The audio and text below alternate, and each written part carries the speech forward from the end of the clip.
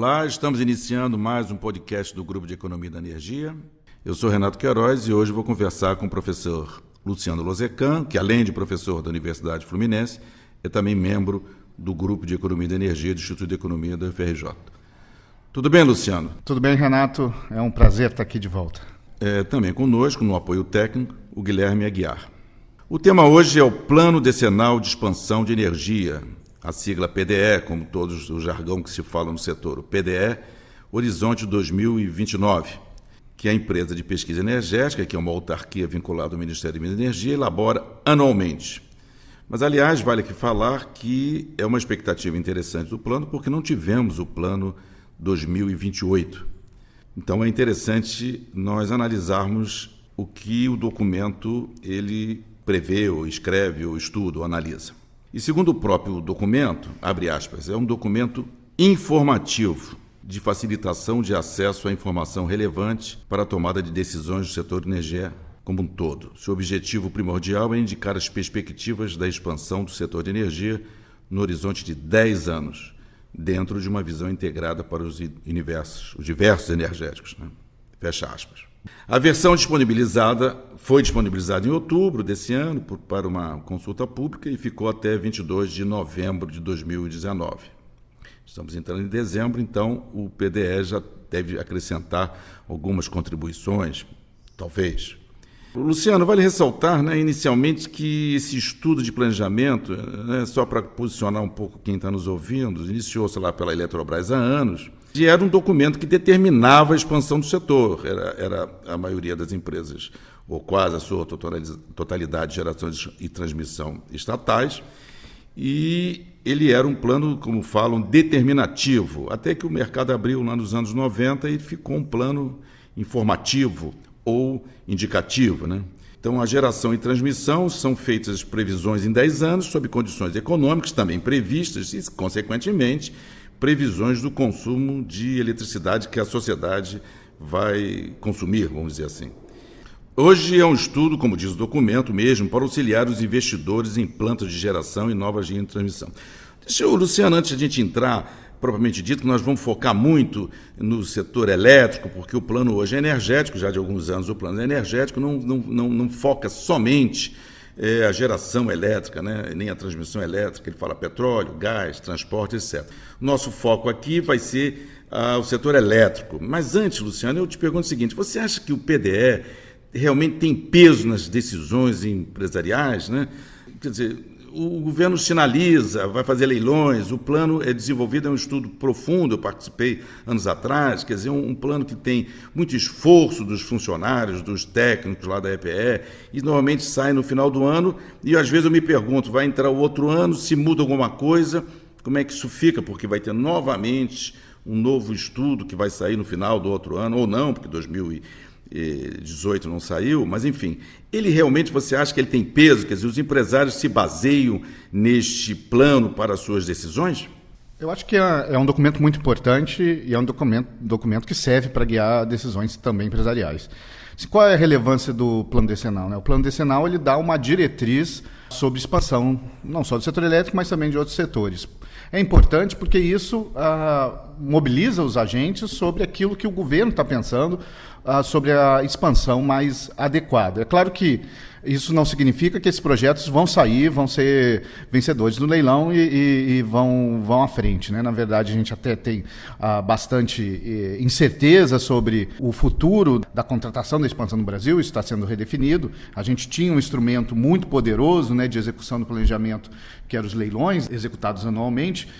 Isso tende a ser revisto, mas ainda assim eu considero que o plano decenal é importante para guiar os atores, para a sociedade poder se posicionar frente a escolhas de abastecimento energético, né? Ali a gente consegue perceber quais são as principais políticas e quais são as diretrizes que vão orientar nos próximos anos as escolhas das fontes para abastecer com energia elétrica no futuro. É verdade, eu também acho, mas a grande questão que às vezes nós colocávamos já quando eu estava tendo a EPE, que você faz inicialmente as premissas, vamos dizer, premissas básicas para você fazer as suas projeções. Quer dizer, você vai fazer premissas de população, né? Quer dizer, o próprio plano ele faz uma premissa, um estudo, uma previsão que a população vai crescer a uma taxa de 0,6% ao ano, quer dizer, vai alcançar 224 milhões de habitantes, né, em 2029, e um crescimento maior em regiões norte e centro-oeste nos próximos 10 anos. O Brasil hoje tem em torno de 210 milhões de habitantes. Aí, a partir dessas projeções demográficas, vem perspectiva da economia mundial, perspectiva da economia brasileira, o PIB deve apresentar um crescimento médio de 3% ao ano, e o PIB per capita em média de 2,2%. Enfim, o que eu digo é o seguinte, quer dizer, a economia é algo que você pode mudar ao longo do percurso de um ano, porque, afinal de contas, você tem uma questão mundial por trás disso. É isso que se discute, se o monitoramento desse plano não deveria ser feito um pouco mais curto, tal. Mas isso é uma outra questão, porque eu quero focar com você mais a questão elétrica. A gente tem tendência de crescimento da demanda de eletricidade de 3,8%, quer dizer, vai ter uma elasticidade aí de mais de 1, né? E eu já começo a falar com você, Luciano, sobre o seguinte: quem é que vai liderar a expansão dessa capacidade instalada nesse período, né?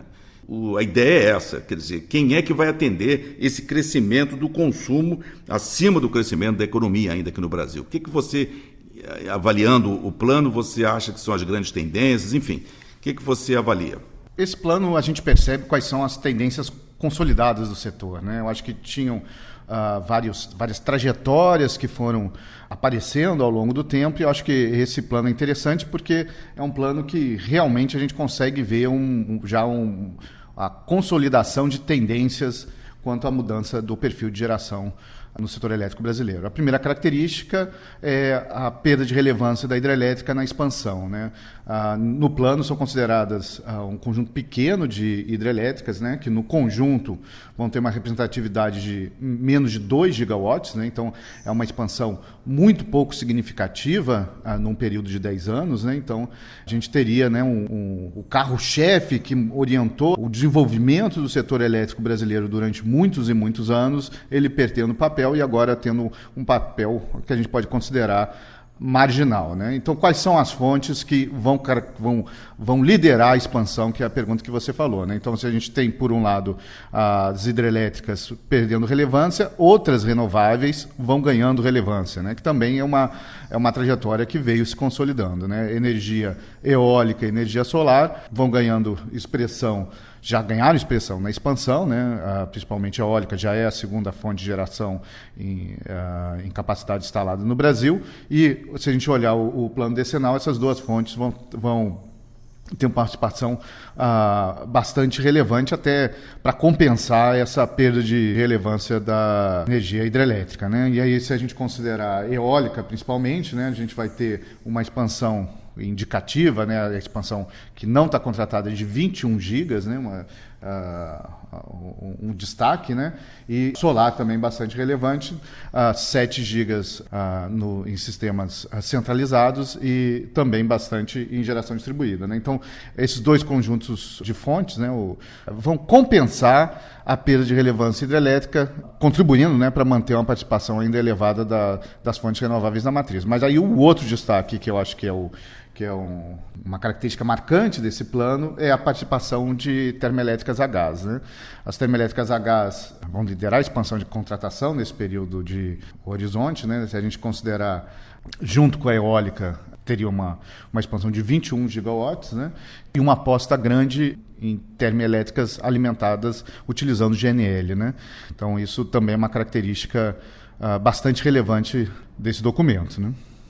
Realmente é isso, eu entendo. Eu só não acho que a hidrelétrica não vai perder muita relevância, tal, vai ficar marginal. Quer dizer, ela vai cair, sim, hoje em torno de 64% a sua participação da hidrelétrica, e vai cair para uns 50%, ainda tem um peso.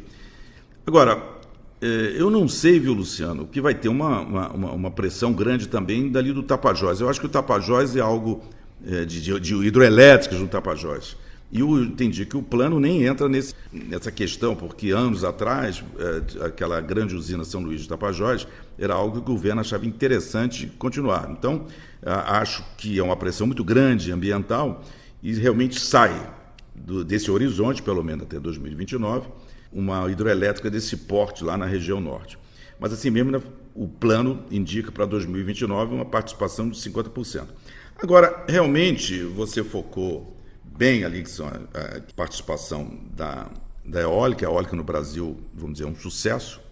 É aquela brincadeira que se diz, o vento que venta aqui venta muito mais que em outros locais, em outras regiões. É um sucesso. A solar, eu acho que realmente é uma já demorou um pouco, já deveria ter mais incremento aí de novas plantas solares.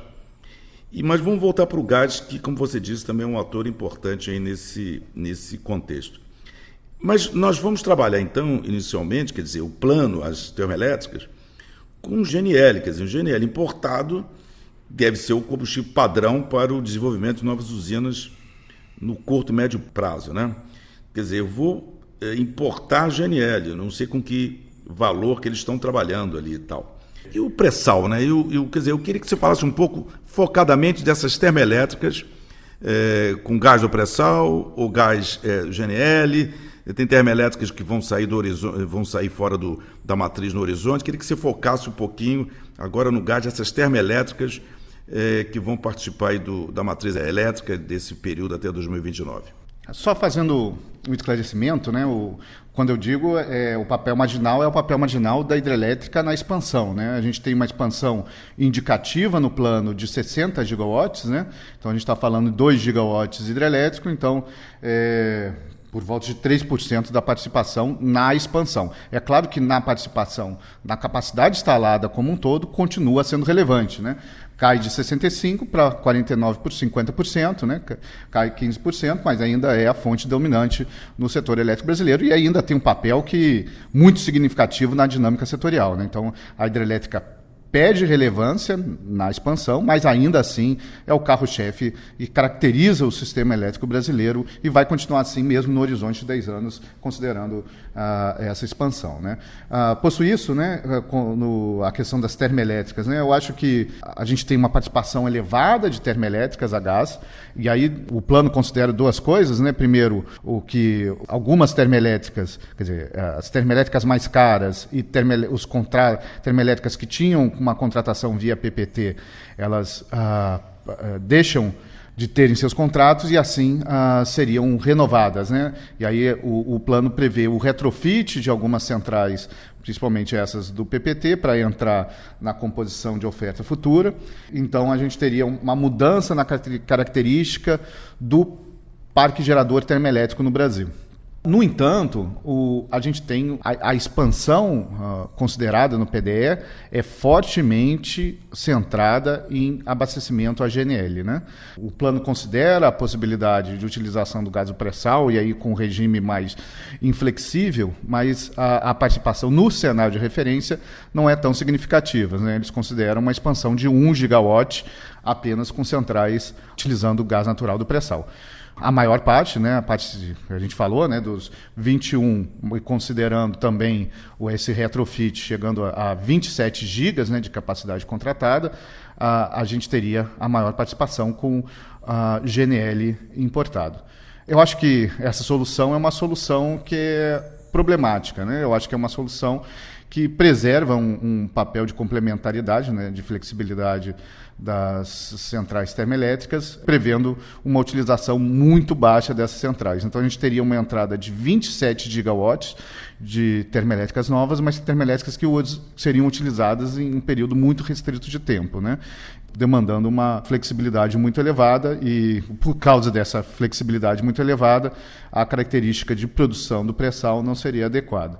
São térmicas que têm um custo elevado, né? É claro que hoje a gente tem um parque termoelétrico muito custoso e todo o esforço do governo é para tentar fazer com que as centrais que são muito custosas, com CVU superior a R$500 por megawatt-hora, né, custo operacional superior a R$500 por megawatt-hora, elas percam seus contratos e sejam renovadas em bases mais econômicas, com custo mais baixo, mas ainda assim essas centrais da GNL elas têm um custo de operação, né, um custo de combustível que ainda é superior ao que a gente pensaria de uma termoelétrica competitiva e utilizando gás doméstico. Eu acho até que poderia ter já que é um plano do governo que motiva, vamos dizer, ou dá indicações para os investidores desenvolverem os seus negócios, o plano realmente toca em outros tipos de fontes, como bioeletricidade, né? Em especial, a bioeletricidade hoje, especial é o bagaço de cana do setor sucroenergético, e continua ainda apresentando, vamos dizer, um potencial competitivo de aproveitamento para a produção de energia elétrica no sistema interligado, né? Eu li também que o plano fala em termoelétrico utilizando biomassa florestal, florestas energéticas, biomassa de eucalipto, talvez pudesse ter algum pouco mais ênfase, porque eu acho que isso poderia ter maior desenvolvimento dos investidores. Eu acho que não vai ter grande participação, não vai ser tão forte nesse período, mas o plano toca realmente, mas, enfim, é um caso a desenvolver no país. Mas, Luciano, vamos falar agora da nuclear. Quer dizer, o governo sinalizou um plano 2050, que deve ser um papo nosso futuro de um novo podcast. E quando saiu o plano 2050, veio a sinalização, em 2050 sai desse horizonte, que nós não vamos comentar aqui, de 6 usinas nucleares. Aí vamos dizer, o mundo de investidores da área nuclear ficou assim animado, vamos chamar assim. Mas eu vejo que nesse plano até 2029 a nuclear só tem a conclusão de Angra 3 lá para 2026, né? Que seria a nossa terceira usina. É isso, né? Exatamente, Renato. O plano considera, né, uma possibilidade de retomada, né, da expansão nuclear, mas em um horizonte mais longo do que o contemplado, né? Isso até no plano tem um box específico sobre energia nuclear, mas o que se considera é que uma expansão mais significativa poderia ocorrer em um prazo mais longo que não é contemplado no plano. Assim, considerando mais essa característica central do papel da termoelétrica considerado no PDE, que a gente estava conversando, né, que a termoelétrica teria um papel continuando a ter um papel mais de flexibilidade do que um papel de base, né, fornecendo mais energia para o sistema, né? Se a gente pensar que a demanda é por térmicas flexíveis, eu acho que é difícil a gente pensar numa expansão nuclear bastante significativa, né? Porque a nuclear tem uma característica que é uma característica de produção na base, né? Uma produção muito frequente e uma dificuldade para assimilar a flexibilidade que está sendo demandada, né, pelos estudos que dão base à EPE. Eu acho que é uma questão a discutir. É claro que aqui a gente está olhando os resultados do modelo, mas esses resultados saem de premissas e de modelos que são considerados nessa expansão, né? Certamente esse resultado do papel das termoelétricas, de um papel complementar, e isso resulta das hipóteses que são consideradas nos modelos para calcular a operação nesse horizonte, né? A adequação desses modelos, na verdade, está sendo discutida no setor, e qual é o papel de termoelétrica. Existe uma possibilidade de mudança, né, para uma termoelétrica sendo despachada mais na base, né? É uma discussão setorial, mas que não apareceu no plano, né? E se a gente pensar para o futuro, caso tenha uma demanda, né, mais de termoelétricas na base, aí a nuclear poderia ser mais competitiva e ter uma melhor adequação, né, ao sistema elétrico brasileiro na expansão. Eu até acho que, fazer um comentário meu aqui, que o plano teve um pouco assim, cuidado com não ter demandas com a área ambiental, porque você vê o seguinte: carvão mineral também é falado um pouco, né? Mas não tem tanta ênfase. Nuclear é a conclusão de Angra 3, não digo somente, mas não dá sinalização nem de início de outra planta. Hidroelétrica lá no norte também não tem muita sinalização. Bom, enfim, eu não sei se a gente poderia dar uma fechada aqui, Luciana, já caminhando lá para o nosso final. Eu não sei se você concorda aqui pelo que você falou aqui, fazer um resumo. Afinal de contas, nós estamos falando do plano, né? Analisando o plano, não é nem a discussão da nossa aqui do Grupo de Economia de Energia e tal, mas é uma discussão do plano. Quer dizer, posso dizer que eólicas e termoelétricas a gás, nesse plano de 10 anos, que finda em 2029, deverão liderar a expansão da capacidade instalada de geração de energia no Brasil nesses 10 anos. Você tem uma retração, vamos chamar assim, da fatia hídrica, que vai ser compensada por parques eólicos, e temos as térmicas também, né, a gás. Mas usinas hidrelétricas de grande porte, você não vê muita coisa, um cenário de referência da EPE. Acrescenta talvez um pouco mais de 1 giga. E tem um significativo crescimento de usinas solares voltaicas, com talvez, pelo que eu anotei aqui, 7 gigas adicionais nos próximos 10 anos. As gerações distribuídas, como solares em telhados, ou regiões remotas, eu vi também ali, tem uma sinalização significativa. E a nuclear fica, como já falei, com Angra, terminando Angra. Você acha que é isso aí ou você acha que tem algo a mais? Tal? Eu só queria depois, no final, falar com você que realmente isso é um cenário de referência, né? Porque se a economia não crescer como está previsto nesse cenário referencial e a demanda, consequentemente, também não crescer, aí muda um pouco o cenário e esses crescimentos, essas sinalizações para os investidores, eles têm que ficar atentos que mudam, né? A economia e, consequentemente, a demanda que vai dar uma grande sinalização se essas plantas vão entrar. Mas, enfim, eu já estou chegando ao final aqui, eu queria que você desse uma fechada aí, se você acha que esse resumo que eu fiz é isso mesmo. Eu acho que sim, né? Eu acho que fazendo um balanço, né, as linhas gerais do plano são essas, né? Pouca relevância na expansão da hidrelétrica, uma maior importância das renováveis alternativas, né, eólica e solar, e o solar tendo esse duplo papel, solar centralizada e solar em geração distribuída, né. Quanto ao gás natural, a gente vê uma perspectiva de contratação muito significativa, então um sinal importante para os agentes que o gás natural deve ter um volume grande de projetos sendo contratados nos próximos anos, mas uma aposta no abastecimento via GNL, né? Eu acho que talvez o aspecto frustrante do plano, né, é que a participação de termoelétricas a gás doméstico não é significativa. A gente falou em podcast anterior, né, que teria uma mobilização, né, dos operadores da indústria de petróleo e gás,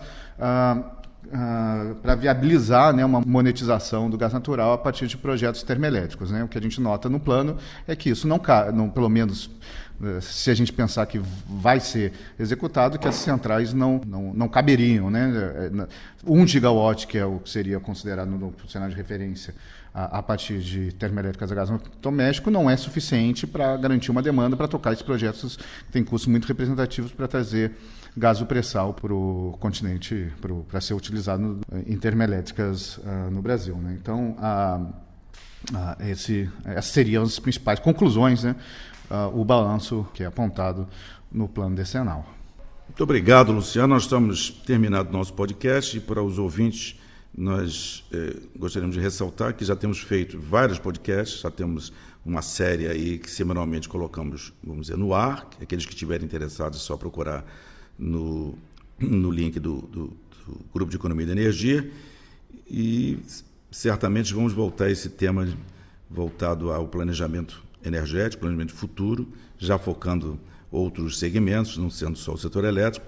E eu agradeço, Luciano, a sua participação, eu agradeço a todos. Um abraço, Luciano. Eu que agradeço, eu acho que já está se consolidando, né, o podcasts conduzidos pelo Renato, né, então já tem um histórico, né, de bons programas e bom conteúdo para a gente assistir via internet. Valeu, Renato, um abraço.